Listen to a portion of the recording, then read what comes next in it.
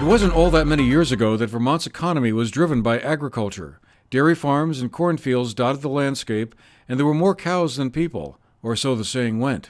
Times changed, and the economy became more diverse, but in recent years the state has witnessed a resurgence of interest in agriculture. This time, it's more centered around growing vegetables and other produce, like eggs, using natural fertilizers, and doing everything as organically as possible. A conference of growers, farmers, and consumers held at the Manchester Community Library on Saturday, February 25th, highlighted the connections between food, farming, and community. Those connections are starting to grow beyond the weekly farmers markets, where a new generation of growers have been able to market their products as of late. Jake Claro, a former resident of Sunderland and the program director of the state's Farm to Plate Network, an organization launched in 2009 which aims to grow the state's agricultural sector, described the conference.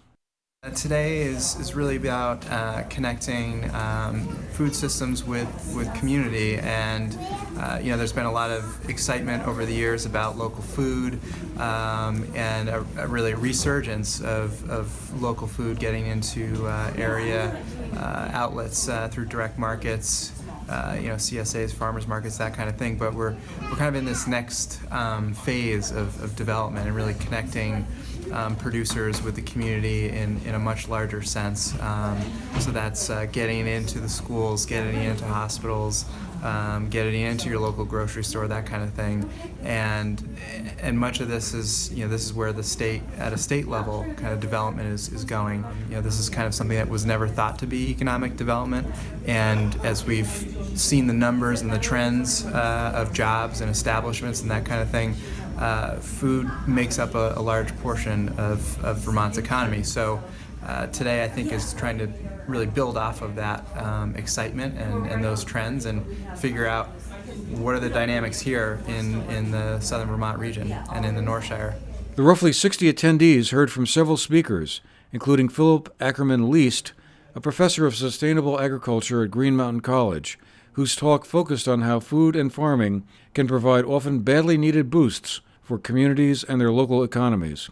Farm to Table includes Farm to School as well, and is in a position to exploit some natural advantages already in place, said Liz Ruffa, the project director for Northshire Grows, an organization which brings together food producers and consumers. What I've been focusing on in a pretty grassroots way with the Farm to School work that we're doing, which is certainly a school program that connects classrooms and cafeterias and communities, but a large part of that is the food procurement work that Vermonters feel very, very important about to make sure that there's better nutrition in the schools. And when you add up the numbers in Bennington County, we're feeding 8,000 kids a day, and some of those 8,000 kids are getting 3 meals a day at their school.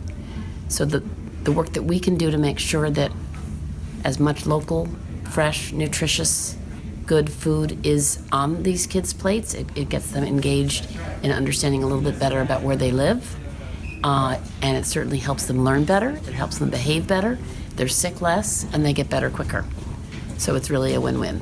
Could Manchester become a mecca for appreciators of naturally grown local produce? That's one of the themes that was batted around during small group discussions that followed the keynote speeches earlier in the day. It may be a shorter leap than some think, from farmers markets and CSAs, community-supported agriculture programs where people buy directly from farmers, to having local produce in your local supermarket and eating establishments whose cachet is serving all local all the time.